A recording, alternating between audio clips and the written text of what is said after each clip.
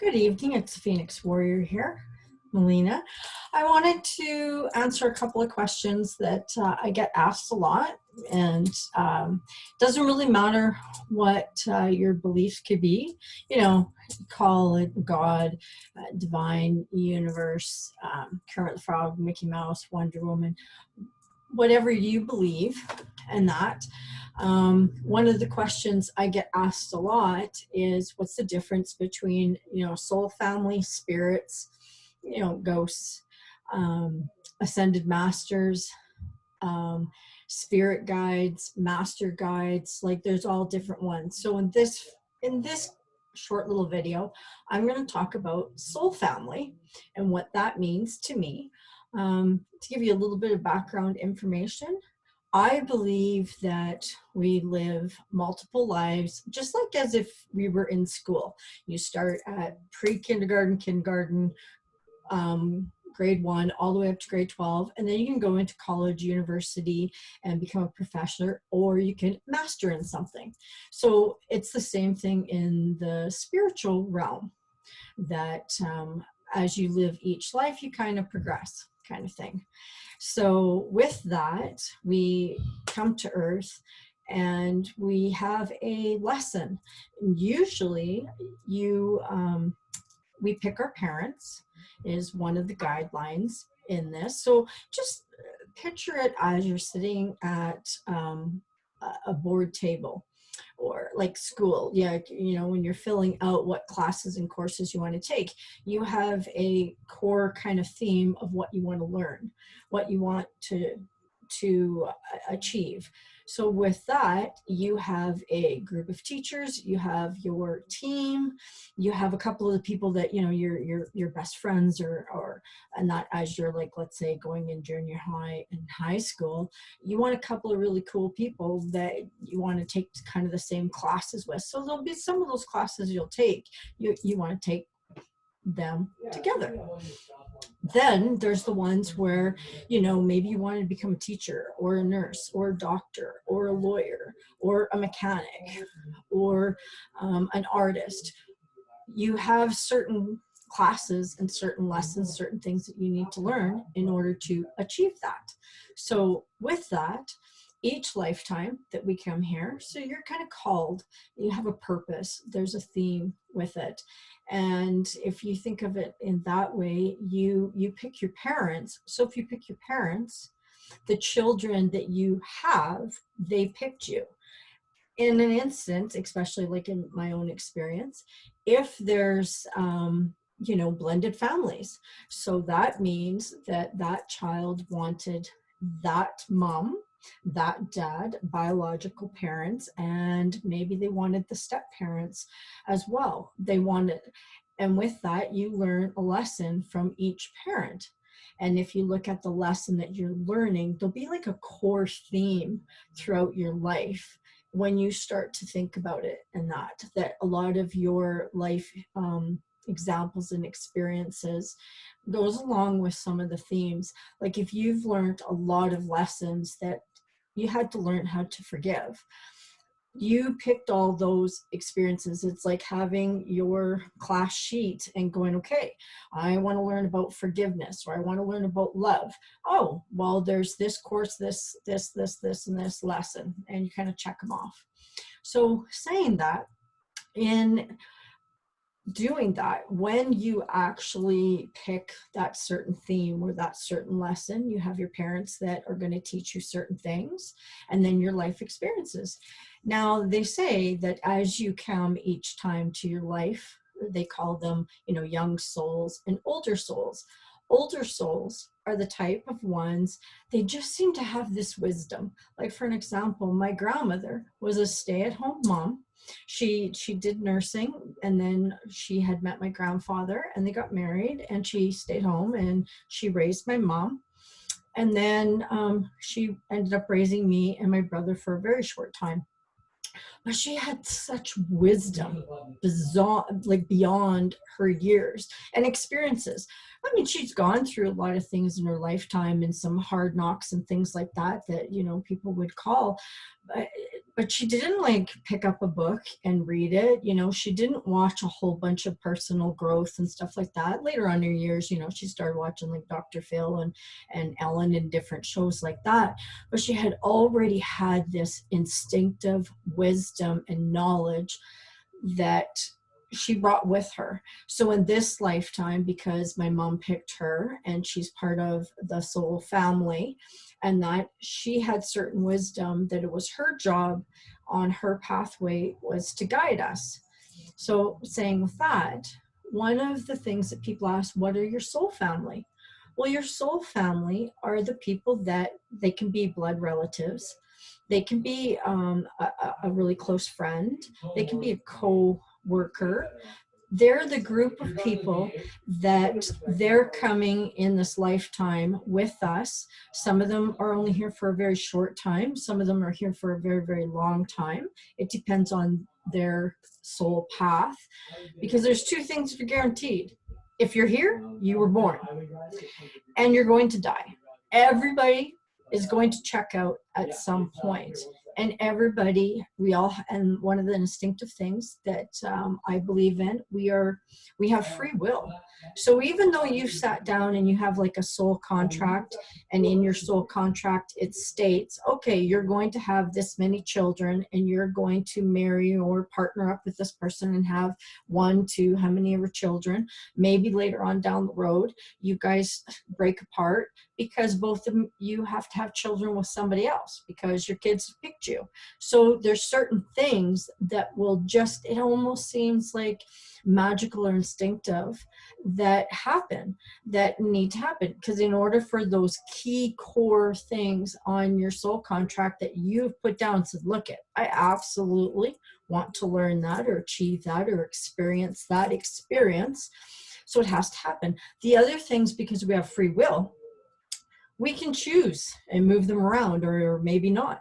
So people say that we have 5 or 6 checkout points in our life where we can check out, which could have been like maybe an accident, we take ourselves out, and that there's those different moments. You'll know those checkout moments, which I'll go into a different video and explain more in depth. There'll be a moment where either you like sit back and go, oh my god, that was a close call. I don't know how I survived that accident, or you're in the hospital and maybe had some type of a traumatic, like a heart attack or something like that, and you survived, and people are like, man, you must have some angels around you or somebody on your side, your guardian angels, which in another video we'll go on about that one. But with your soul family, they're the ones that you have a connection with, and they're meant to share this lifetime with you.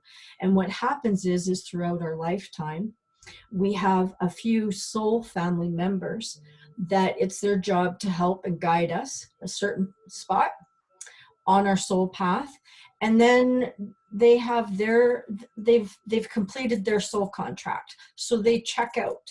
And when they check out, they become our soul family on the other side to guide us. Some of them carry on and go do whatever else they want to do, but some of them, it is their job, their role to help and guide us. So for an example, my grandfather decided to check out by a massive heart attack when I was 16.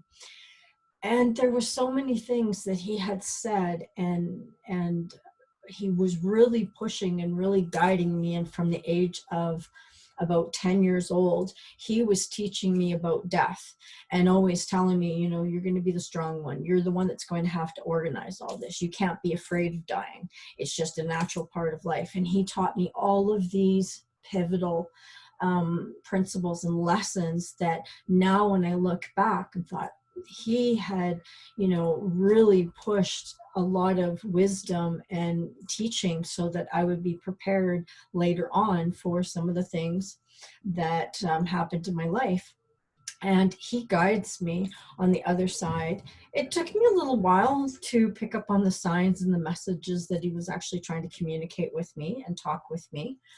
And I firmly believe that our soul family, when they're on the other side, they will communicate either through songs, they'll communicate through numbers, They'll use animals. Birds is a very big one. They'll leave you feathers and stuff like that. Dimes, because on the other side, they try to communicate with us with a lot of known things that after a while you start to pick up on.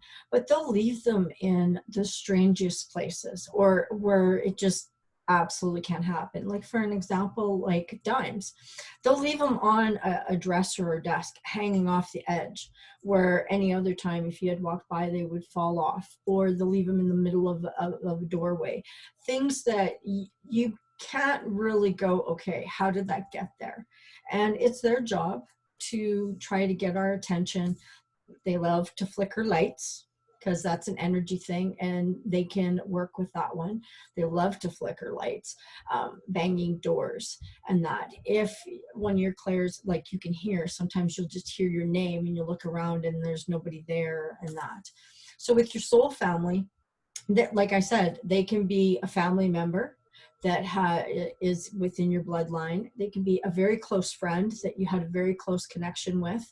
And when they go over to the other side, they have a certain role. Usually with your soul family, one of the things that if they were really good with love, then they'll help you and guide you from the other side in that area.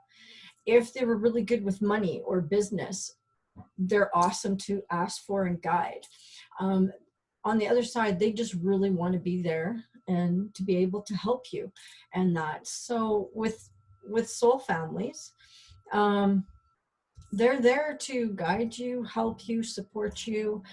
And if at any moment you hear a song or you think of them or something, just kind of that rush of energy or emotion or whatever, in that moment, know that your loved one is with you in that moment. When you sense them or feel them, you will know that they're there. If it just pops into your head and you kind of miss them, as soon as you think of them and you kind of miss them and the emotion kind of comes up, or maybe it's on their special day, or maybe the day that they passed, or just a certain memory comes up, and that as soon as you sense or feel them, they will always come to you. And in that moment, they have such a love for you from the other side that they really want to come and just give you that really big hug and let you know, I love you and I'm still here. And if you need me, I'm here. And think about it from this way, just imagine you, when you like cross over the other side, and if you have children or parents or a really close friend or somebody you absolutely love and adore, wouldn't you want to do all you could for them? Wouldn't you want to let them know, hey, I'm happy, I'm like on the other side, I'm dancing, I'm having fun and everything like that? Wouldn't you want to let them know that you're okay? And if you had all the power or magical or whatever to help them or bring them something, wouldn't you do it? Like, I know as a parent, I would do anything for my children. So on the other side, I would be trying to think of everything I could possibly think of to get their attention. And I would be haunting a few of them. Trust me, I'd be haunting a few of them just to bug them. Payback. But you would like trying to be opening and shutting doors, making noise. You'd be flickering the lights. You'd be pushing stuff off the thing. And you would know that you would have to do it in a way that they would second guess, that they couldn't go, oh yeah, that was just the wind. That was just, somebody walked by and the papers went. So you would have to do those kind of things. So for you, you would want to let them know from the other side that they're there. And one of the things that I have learned, especially in my own experience, because I have a lot of my family that has crossed over, they keep their personality. So unfortunately, if they were a pain in the ass in this lifetime, they are going to be a pain in the ass from there. If they were a prankster, yes, they're going to be a prankster here. If they had an unmoving of love and emotion and just one of those beautiful people, they're going to have that on the other side. And one of the rules, there's not too many rules from the universe from here, but one of the rules is do no harm. There's no ego. With us in the human world, we have ego. So you can, there's good, there's bad, there's negative, there's positive. So the only difference is when they cross over, they keep their personality, not the ego. So they can't be nasty. They can't do you harm. And we can go into a whole different video on, you know, the negatives and stuff like that. And I heard a wonderful explanation and it just resonated with me. So whatever resonates with you, hold on to that. If I or someone else says something to you that just doesn't fit, then it's not meant for you right now. Either not right now or not in this lifetime. I am a firm believer that in order for us to achieve certain things on our soul contract, you have to believe certain things. So you may believe in being a Christian. You may believe in being a Catholic. You may believe in a different type of religion. You may believe in a whole different thing. You will, in the underlining of it, your spirit team, the people that are there to guide you and help you, they're going to show up in any way that will resonate with you in order to get the job done. So like with me, a lot of my soul family, they show up to me in certain ways, and it also depends on what they're trying to express to me and that. So one of the things with my soul family, they all have their personalities. So, you know, a lot of times when they want to communicate with me, like my brother, for an example, we pulled jokes and pranks on each other all the time, to the point where I'm pretty sure we created my mom to have a little bit of her mental anxiety from us doing it, and he hasn't stopped. So from the other side, he will be the first one to, you know, bang and shut doors, and he'll do those like prankster things. And as you start to notice their energy, because it's all based on energy, when you start to notice their energy, and that each one of them has a distinctive energy about them. And I'll go more into that one in the next video. So if you want to hear more about different things in the spirituality or life coaching questions or anything like that, put some comments down below, ask away, and if I can answer that question, I would love to. And if you want to hear more about different topics, let me know what you want to hear, and I will answer the best way I can. And you guys have a great evening.